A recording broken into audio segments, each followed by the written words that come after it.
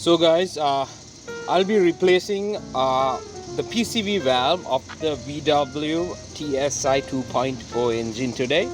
So this is a 2009-10 VW CC, and it's a common problem of these cars that comes with any VW TSI engine, which is a 2.0 turbo gasoline or petrol engine.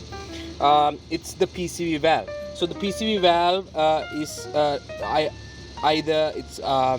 think it's called positive crankcase ventilation valve. So the purpose of this valve is to retain the droplets of engine oil that's spilling off from the engine, and also maintain the air and the oil balance, the pressure balance literally. So how do you know if there is a PCV valve in the error in this car? Is that first it will start consuming a lot of engine oil, and like literally really fast.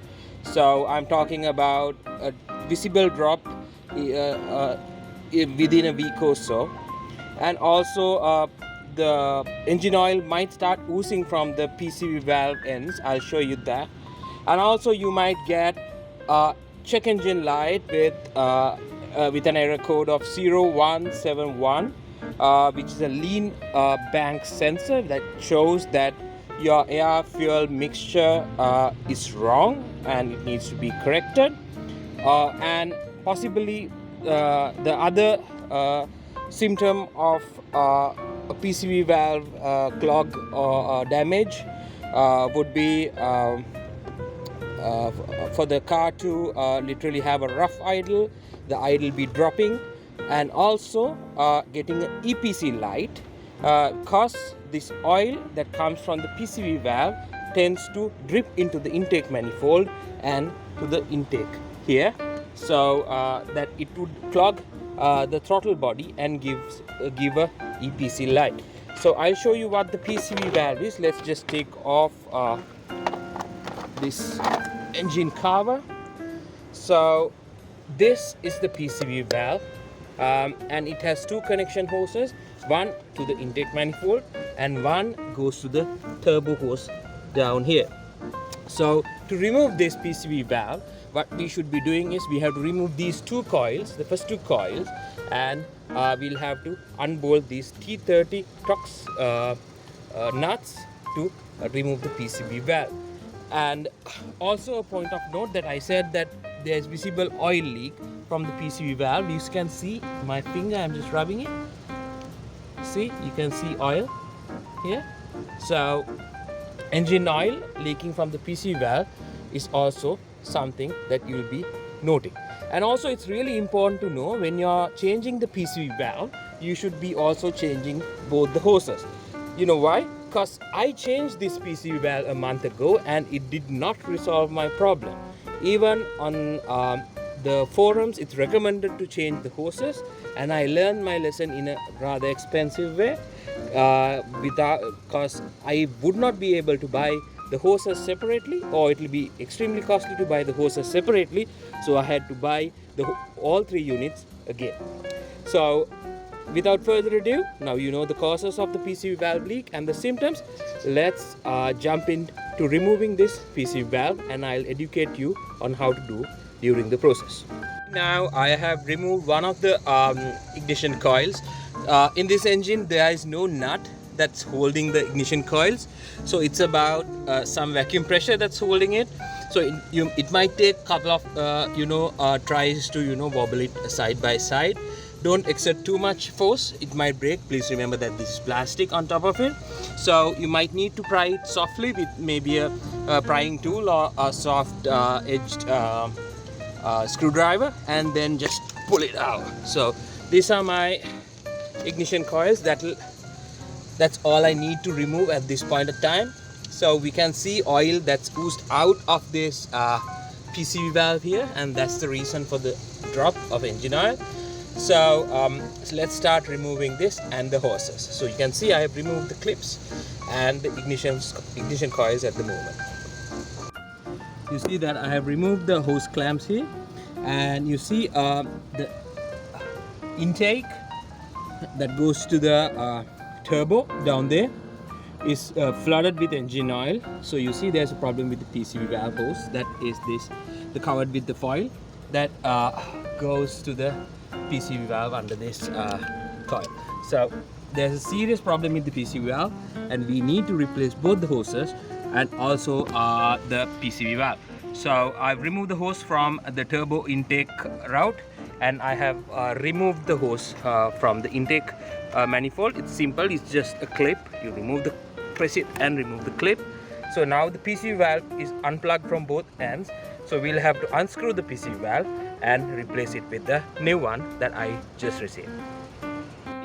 I have kept my nuts in order, and make sure that you don't drop them in the engine bay, because that will be the last time that you'll be able to get your hands on them.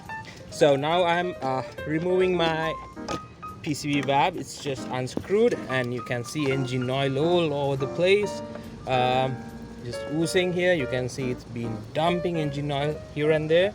So the gaskets are fine, they don't seem to be leaking, but it seems to be there's something wrong with this PCV valve, and it's probably the diaphragm here that is not functioning properly, and and also it might be the seals. Let me just take this out from my hand. So you see this hose is linked with a clip, and I feel that this gasket is failing as well, because you see a lot of engine oil all over the place.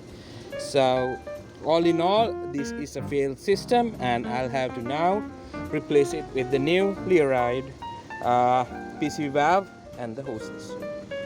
Before I conclude, this is another view about this PCV valve.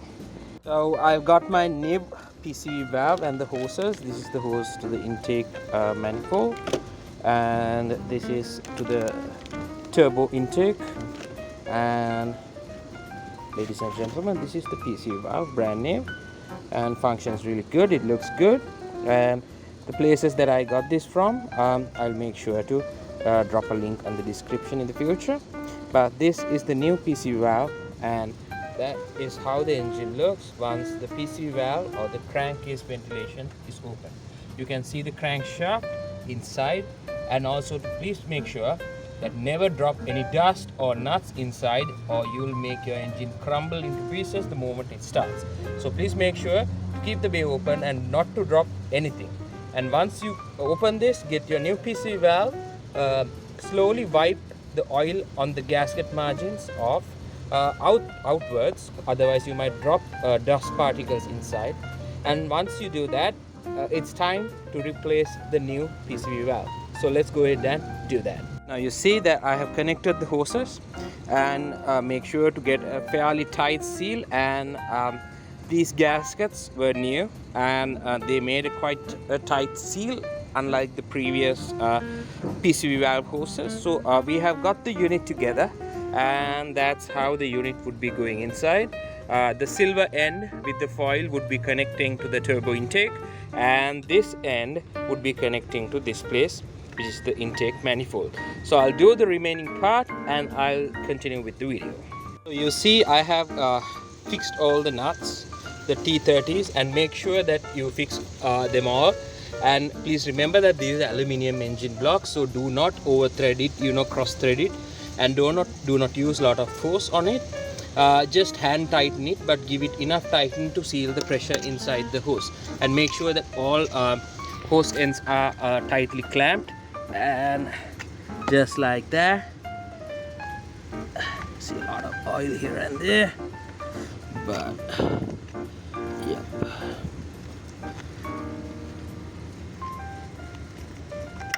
Right, you can see the nice click, and I've clicked the hose behind the turbo intake as well.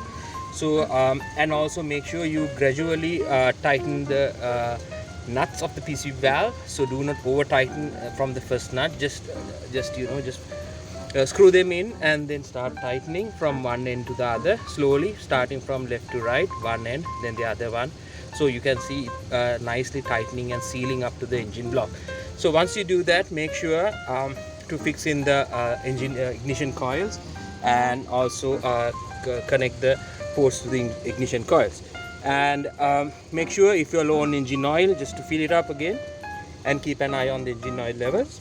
And also make sure if you get the EPC light, to clear the throttle body, removing the turbo intake hose to the intake manifold. I'll be doing that on a separate video, and I'll post it on YouTube, and you guys will be able to do it by yourself.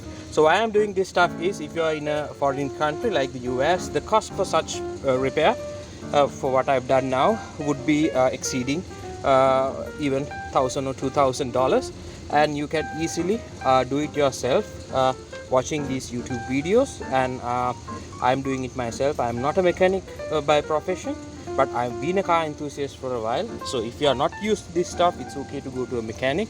But if you have the grip of this stuff, you can try it at home with the convenience of some tools that you might be able to find from O'Reilly or AutoZone. And also make sure that the engine is not hot when you start this process, otherwise your hand would get burnt, and the engine should not be running. You can see these fans, and you might lose a finger if it's running.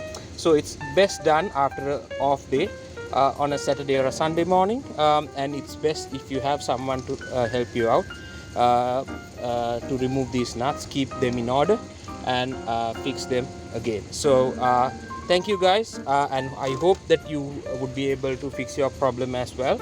So good luck, and see you again.